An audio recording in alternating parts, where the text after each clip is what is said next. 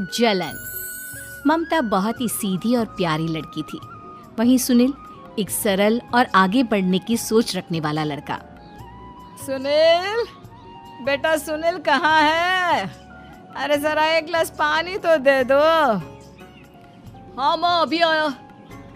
क्या माँ, पानी तेरे सर के पास ही तो रखा है, क्या हो गया है? तबीयत खराब है क्या? अरे नहीं नहीं, वो उठने का मन ही नहीं कर रहा था तो देखा ही नहीं। वैसे क्या कर रहा है? यहाँ बैठना मेरे पास। माँ पढ़ रहा था। वो क्या है ना, नौकरी में तो वक्त नहीं मिलता, अब ऑफिस से घर आकर ही तो वक्त मिलता है। अच्छा अच्छा ठीक है, पढ़ ले जा बेटा। सुनील पढ़ लिख कर और आगे बढ़ना चाहता था, लेकिन माँ की तबीयत खराब देखकर सोचता है कि शादी ही कर ले। कब तक माँ का ख्याल वो अकेले रख पाएगा? तो एक दिन, माँ ये ममता है, मैंने इससे शादी कर ली है। तुम्हारी तबीयत भी ठीक नहीं रहती तो मैंने सोचा शादी कर लेता हूँ। घर संभालने वाली और तुम्हें संभालने वाली कोई आ जाएगी तो अच्छा रहेगा। माँ अचानक से सामने बहू देखकर हैरान रह जाती है। बेटा ये क्या बात होती है? न बैंड, न बाजा, न दहेज, न शगुन, ऐसे कैसे बहू आ गई? माँ तू तो जानती है मैं नौकरी के साथ पढ़ाई कर रहा हूँ, तो कहाँ से इतना पैसा बचा पाता कि धूमधाम से शादी करता। वैसे भी माँ, लोग तो आकर खाकर निकल जाएंगे, इसलिए बस वैसे ही। माँ जी, मैं आपका ख्याल रखूंगी। वैसे भी ये आगे की पढ़ाई कर रहे हैं, अच्छा कुछ कर गए तो सबके दिन फिर से अच्छे आ जाएंगे। सास को ममता की बात ठीक तो लगती है, लेकिन मन में कहीं ना कहीं लगता है कि कहीं बहू बेटे को लेकर फुर्र ना हो जाए और फिर तो वो रह जाएगी अकेली। बेटा देख, मेरा जो कुछ भी है वो सुनील ही है, और सुनील का भी अब इस दुनिया में मैं ही हूँ और कोई नहीं। क्या सुनील? बिल्कुल माँ, लेकिन आज से ममता भी मेरे जीवन का अहम हिस्सा है, जैसे तू है। सास को बड़ा बुरा लगता है कि उसकी सल्तनत में कोई और हिस्सेदार कैसे हो सकता है। कैसे कोई और उसके 30 साल के बेटे की जिंदगी में अचानक से आकर बराबर का हिस्सेदार बन सकता है। देख बहू, मैं भले थोड़ा बीमार रहती हूँ, लेकिन इसका मतलब यह नहीं कि घर की चीजों में मेरा कंट्रोल खत्म हो गया है। मैं आज भी इस घर की रानी हूँ, समझी? बेटा सोचता है कि ये माँ को अचानक से क्या हो गया। कल तक जो माँ कहती थी कि जिंदगी का कोई भरोसा नहीं, वो अचानक से जंग के मैदान की झांसी की रानी कैसे बन गई? माँ क्या हो गया है? सब ठीक है ना? अचानक कैसी बात कर रही हो? ममता का आज पहला दिन है, स्वागत करो उसका। आसपास की आंटियों को बुलाओ, नई दुल्हन की मुंह दिखाए करवाओ। खैर, सास होने का फर्ज निभाती है और बाद में एक सहेली के साथ बाहर निकल जाती है। क्यों री बताया नहीं कि बेटे का ब्याह कर रही हो? वैसे तो सारा दिन हम ही में घुसी रहती हो। अरे मुझे भी तो अभी पता चला, यूं अचानक सर पर लेकर आ गया। कहता है बहू है माँ तुम्हारी, अब इसको भी इतना ही मैं प्यार करता हूँ जितना तुझे करता हूँ। लो जी, ये क्या बात होगी? क्यों इतना प्यार करता है? अरे माँ का प्यार तो ज्यादा होता है। अब उसको तो कोई दूसरा पति मिल सकता है, लेकिन तुम ही बताओ, क्या माँ की ममता किसी और की हो सकती है? ना जी ना, बेटे को समझाओ ये बात। अरे क्या समझाऊं, मुझे तो खुद ही समझ में नहीं आ रहा कि क्या हो रहा है। जो बेटा कल तक माँ माँ करता था, अचानक से बीवी बीवी का राग आलाप रहा है। देखा, उसकी बीवी ना सुंदर और जवान है। सुंदरता के आगे तो एक से एक नहीं टिके, तो तेरा बेटा किस खेत की मूली है? सास को भी समझ में आ जाता है कि बहू की सुंदरता के आगे माँ का प्यार किसी काम का नहीं। उधर बीवी, ए जी, अम्मा जी सहेलियों को छोड़ने गई थी, अभी तक आई नहीं, हम देख आए क्या? अरे रहने दो ना, आ जाएंगी। कहाँ जाएगी, उनकी आदत है, एक बार जाती है तो पूरी पंचायत खत्म करके ही आती है। अच्छा ही है, खाना वाना खा कर गई होगी। छोड़ो ना, घूमेगी तो खाना पचेगा, नहीं तो ऐसे ही खाट पकड़ लेगी। बहू भी शांत हो जाती है। उधर सास सोचती है कि आज थोड़ा देर से ही घर जाती हूँ, जब बेटा परेशान होकर ढूंढेगा तब मजा आएगा। बीवी को खुद ही पता चल जाएगा कि माँ के आगे उसकी दाल नहीं गलेगी। लेकिन वहीं दूसरी ओर घर पर, ए जी, माँ जी अभी भी नहीं आई, हमको तो घबराहट हो रही है कि क्या करें, जाकर पता करें किसी के घर। अच्छा, कहाँ जाओगी ये भी बता दो।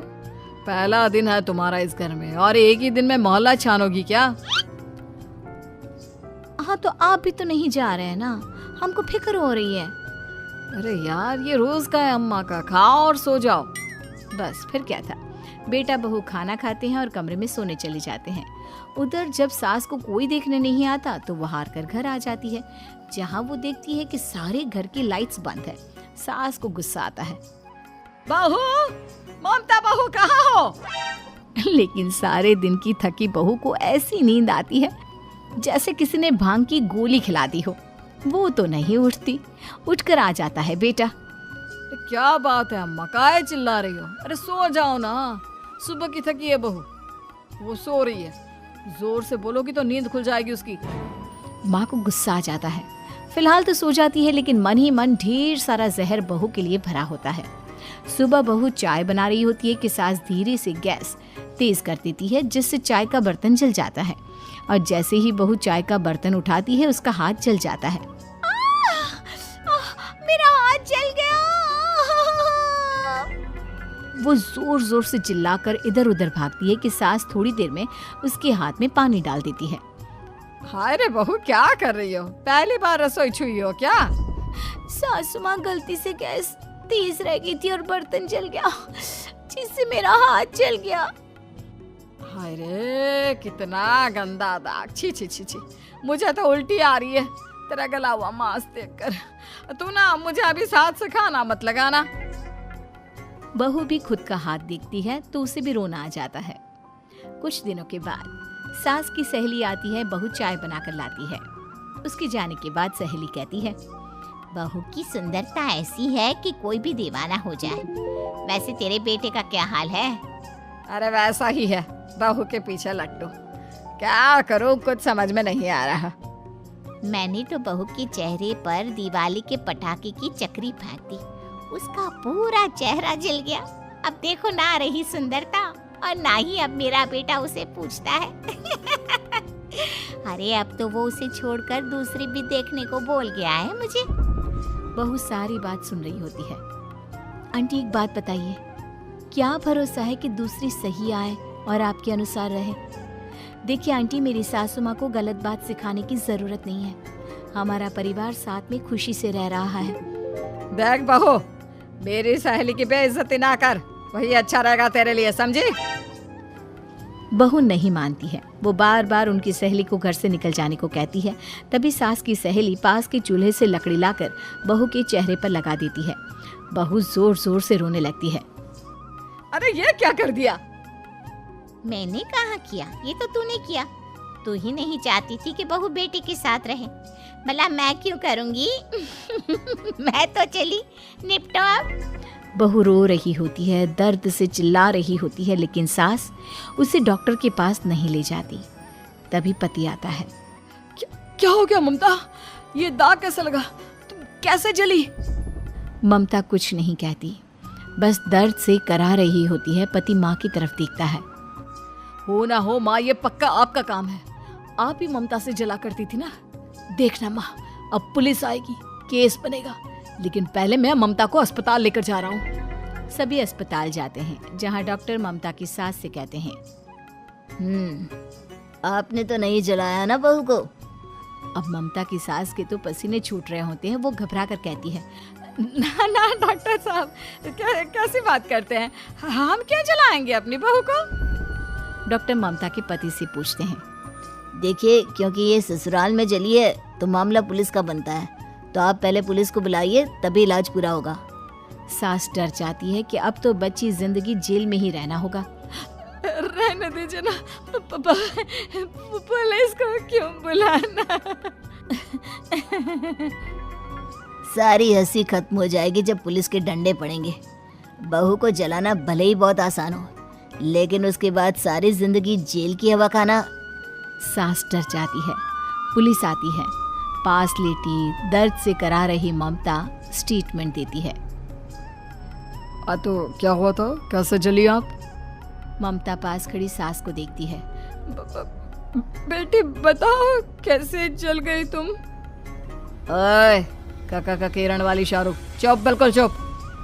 सास चुप। सभी इंतजार करते हैं कि ममता क्या बोलेगी।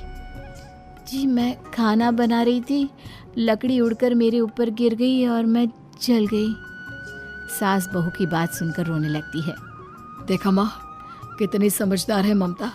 ये चाहती तो, हाँ बेटा, ये चाहती तो मैं आज जेल में होती। मुझे माफ कर दे, मैं आगे से अभी कभी ऐसा नहीं करूंगी। बहू के साथ मिलकर रहूंगी, मुझे माफ कर दे।